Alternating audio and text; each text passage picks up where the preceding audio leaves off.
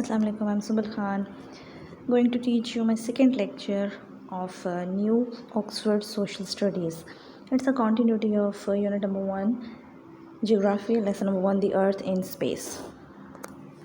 Before we started our lecture, you have to know about did you know means एक important चीज़ कि क्या आपको इस बारे में पता है अर्थ के बारे में क्या पढ़ा है इस बारे में हम पढ़ लेते हैं. द नॉर्थर्न हेमिस्फीयर जो नॉर्थर्न हेमिस्फीयर है हेमी मीन्स हाफ ये हम ऑलरेडी पहले लेक्चर में पढ़ चुके हैं. In the northern hemisphere the sun reaches its highest point in the sky. ठीक है, उन्होंने कहा है ऑफ मिड समर्स, हमारा जो मिड समर होता है 21 जून एंड लॉन्गेस्ट डे. ओके, उन्होंने कहा है कि नॉर्थर्न साइड पे हेमिस्फीयर में जब समर में 21 जून को सबसे ज़्यादा लॉन्गेस्ट डे होता है, सबसे बड़ा दिन होता है और जो गर्मी होती है वो अपने पीक पर होती है. ठीक है, reaches at its highest point यानी सबसे हाईएस्ट पॉइंट पे सबसे ज़्यादा पॉइंट पे गर्मी होती है. And it's lowest at mid winter. ठीक है, और सबसे कम क्या होती है, कब होती है 22 दिसंबर द शॉर्टेस्ट डे. जो सबसे कम इसका जो लो दिन होता है मीन जब जो सबसे छोटा दिन होता है, जब हमारा दिन ठहर जाता है, जब हम कहते हैं कि हमारा दिन अब बड़े होने स्टार्ट हुए हैं मीन्स हमारे डेज लॉन्ग स्टार्ट हुए हैं, हमें पता लग जाता है समर आने वाला है. सो उन्होंने बताया कि सबसे लॉन्गेस्ट डे हमारा कौन सा होता है और सबसे शॉर्टेस्ट डे कौन सा होता है जब जो हमारा नॉर्थर्न हेमिस्फीयर है, जो सन जो है वो रीच करता है हाईएस्ट पॉइंट पे और लोएस्ट पॉइंट पे, तो ये हमारी चीज़ें अकर होती हैं यानी होती हैं. ठीक है, each of the two times is called the solstice. ठीक है, ये दो टाइम जो होते हैं ये सोलेस्टिस कहलाते हैं. ये बात आपने याद रखनी है. डे नाइट कॉजेज़ जो होते हैं हमारे प्रोसेस, इनका जो प्रोसीजर होता है वो सोलेस्टिस कहलाता है. This process is the opposite in the southern hemisphere. इसका ऑपोजिट जो होता है वो हेमिस्फीयर उसका होता है साउथर्न का, साउथ का हमारा होता है. ठीक है, नॉर्थ में हमारे पास क्या होता है, सिंपलेस्ट बात है कि स्काई जो है जो सन है, ठीक है, वो सबसे हाईएस्ट पॉइंट पे पहुंचता है तो हमारा समर में, और लोएस्ट पॉइंट पे पहुंचता है मिड विंटर में. ठीक हो गया, और इसके ऑपोजिट चले जाओ, इसका उल्टा चले जाओ तो साउथर्न में हमारे पास पहुंच जाते हैं. Okay, here I'm starting or reading. Look at this picture. This is the picture of galaxy. Galaxy मतलब हमारी स्पेस की पिक्चर है ये. ठीक है, सन है, सन के इर्द गिर्द सारे ऑर्बिट्स, उनकी रेज वगैरह जो भी हमारे प्लैनेट्स मूव कर रहे हैं. इसके अलावा हमारे पास क्या है, ये look at this, earth rotation है और मून है हमारे पास. ठीक है, तो ये चीज़ें हमारे पास आ रही होती हैं डे नाइट अकरेंस में कि डे और नाइट कैसे अकर करता है हमारी लाइफ में. Okay,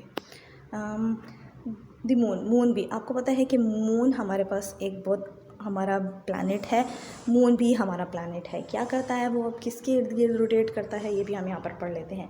the moon is the earth's natural satellite. Moon जो है वो अर्थ का नेचुरल सैटेलाइट है. It revolves around the earth. ये अर्थ के इर्द गिर्द घूमता है. ऐसा नहीं है कि वो किसी और प्लैनेट के इर्द गिर्द घूमता है. हमारा जो मून है वो हमारी अर्थ के इर्द गिर्द घूमता है. ओके, अर्थ के इर्द गिर्द घूमता है. Each complete revolution take 28 days. ठीक है, इसका एक जो राउंड है, एक रेवोल्यूशन मतलब एक दफ़ा जब ये घूमता है मून हमारा, तो ये 28 डेज़ कंप्लीट करता है. 28 डेज़ में ये इसका एक राउंड कंप्लीट होता है. फिर दोबारा 28 डेज़ जब गुजर जाएंगे फिर इसका दूसरा राउंड आ जाएगा. इसी तरह से ये अपना चलता रहता है इसका.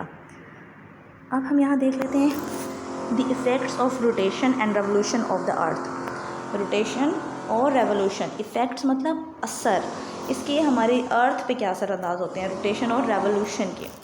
The rotation of earth causes day and night. जब अर्थ एक जगह से दूसरी जगह हिलती है, ये नहीं कि बहुत तेज़ी से हिलती है, बहुत हल्के से हिलती है कि हमें फील भी नहीं होता कि अर्थ हमारी रोटेट कर रही होती है. जो रोटेशन है वो डे नाइट बनाते हैं. अब डे नाइट कैसे बनते हैं, अब हमें तो ये है कि सुबह हो गई है, रात हो गई है, लेकिन ये बनते कैसे हैं हमारे पास. ठीक है, ये हम पढ़ लेते हैं यहाँ पे. The different seasons and climatic conditions on the earth are caused by its revolution round the sun and the tilt of the axis. ठीक है, क्या है हमारे पास, उन्होंने कहा है टिल्ट मतलब थोड़ा सा टेढ़ा होता है, टिल्ट होती है तो हमारे पास डे और नाइट बनते हैं, सीजन्स बनते हैं, क्लाइमेटिक कंडीशंस बनती हैं कि हमारा वेदर बनता है। ठीक है, क्लाइमेट आप पढ़ के आए हुए हो पहले। ठीक है, एक स्पेसिफिकली लॉन्ग टाइम पीरियड होता है सीजन्स का, हमारा एक ही सीज़न चलता है थ्रू आउट द ईयर, वो हमारा क्लाइमेट होता है। और एक ही वेदर चलता है, चाहे वो समर है, चाहे वो विंटर है, स्नोई है, जो भी है हमारा। ठीक है, क्लाइमेट हम आगे डिटेल में पढ़ेंगे, इस वक्त हम डे नाइट कॉजेज़ पढ़ रहे हैं। सो डे नाइट कॉजेज़ इसलिए होते हैं कि अर्थ की रेवोल्यूशन और रोटेशन चल रही होती है। Places underline this, places that are close to the equator are generally hot throughout the year. जो चीज़ें, जो प्लेसेस, जो हमारी जगह इक्वेटर से पास में होती हैं, इक्वेटर में आपको पहले भी बता चुकी हूँ, the middle point of the earth होता है हमारे पास इक्वेटर। ठीक है, इक्वेटर के पास की जो चीज़ें होती हैं, जो जगह होती हैं, वो हमारे pass through out the year गर्म रहती हैं। वो प्लेसेस आपने देखे होंगे जो पूरा साल जहाँ गर्मी पड़ती है, वो हमारे इक्वेटर से पास होते हैं। जो इक्वेटर से दूर होते हैं वो ठंडे इलाके होते हैं। ठीक है, places that are further away from the equator have different seasons. ठीक है, मीन्स जो प्लेसेस, जो जगह हमारी इक्वेटर से दूर होती हैं, उनके डिफरेंट सीजन्स होते हैं। लाइक जैसे हमारी सिटी है, हमारी सिटी में भी अलग अलग, हमारी कंट्री में भी अलग अलग वो होते हैं, सीजन्स होते हैं। ठीक है, इसी तरह हमारी, क्योंकि हमारी जो कंट्री है वो थोड़ी दूर है इक्वेटर से। अच्छा जी, as the earth turns around, जब अर्थ जो है टर्न अराउंड करती है, जब घूमती है, half of its way always facing the sun, it's day time. क्या करते हैं, जब अर्थ सन के सामने आती है, मीन्स उसको फेस करती है, तो क्या होता है, दिन आ जाता है। जब राउंड करती है, जब अर्थ घूमती है, फॉर एग्जांपल अर्थ घूम रही है, हाफ वो घूमी है, हाफ चक्कर उसने अपना कंप्लीट किया, राउंड कंप्लीट किया, और सन सामने आ गया, सन सामने ही है, तो हमारा डे बन गया। The other half is in darkness, night. तो क्या हो गया फिर, जब इसी तरह सन से जब हटती है हमारी अर्थ, तो रात हो जाती है। ठीक हो गया। The tilt of the earth on its axis means that at the North Pole there is 24 hours of daylight for several months over summer mid-April to August। अब इस तरह वो कह रही है, ये टिल्ट जो हमारी जो अर्थ जो मूव करती है, इट मीन्स कि जो नॉर्थ पोल वाली साइड है वो बहुत सारे टाइम में, एक समर में बहुत ज़्यादा जो टाइम होता है समर में, वो हमारा डे लाइट का होता है। लाइक हमारा जो समर्स का टाइम होता है मिड अप्रैल से अगस्त तक, आप देखते हो हमारे समर में कितनी ज़्यादा गर्मी पड़ रही होती है, वो इसी वजह से होती है कि हमारी जो अर्थ है वो ज़्यादा टाइम जो है वो सन के सामने रहती है, इसलिए हमारा डे ज़्यादा लंबा हो जाता है और नाइट्स कम टाइम की हो जाती हैं। While there is complete darkness for several months during winter, October to early March, हमारे पास जो है कि ऑपोजिट जो हमारा बहुत सारी ऐसी चीज़ें होती हैं, जैसे हमारा वो आ जाता है, हमारे पास आ जाता है नाइट। हमारी जो नाइट आ जाती है वो किस तरह आती है कि जब हम अक्टूबर, हमारी विंटर स्टार्ट हो जाती है अक्टूबर से लेके हमारा मार्च तक।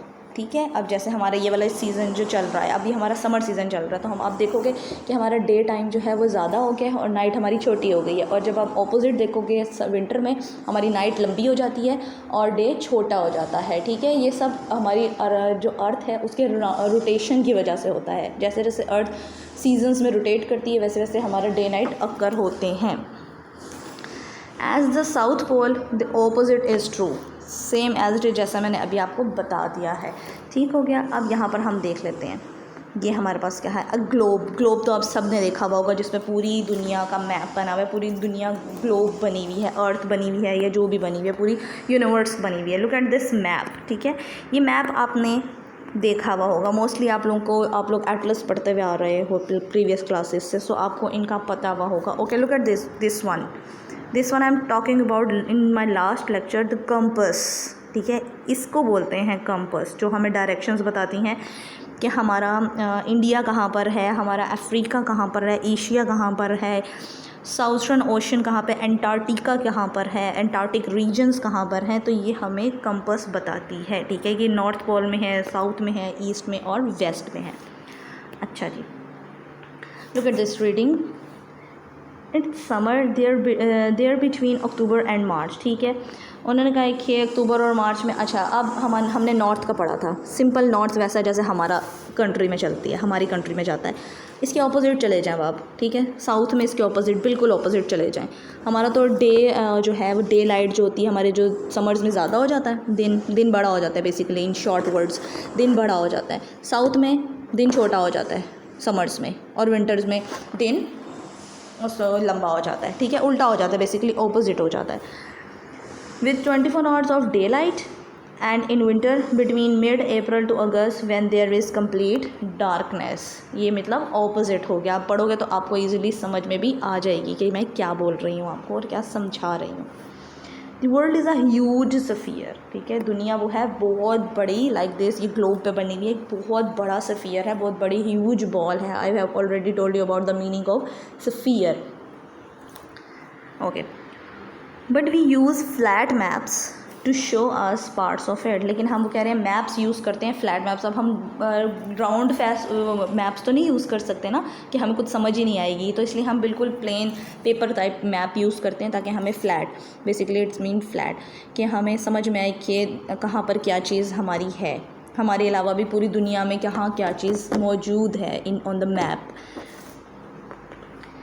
Maps needs a clear title, scale and a key to help us understand them. आप लोग 3 क्लास में you have already read about the key, scale, directions, ये सब कुछ आप पढ़ के आए हुए हो, ठीक है। आपको पता होगा कि की क्या होती हैं, डायरेक्शंस क्या होते हैं, और हमें एक मैप पे किस तरह से क्या चीज़ बताई हुई जाती है थ्रू दैम।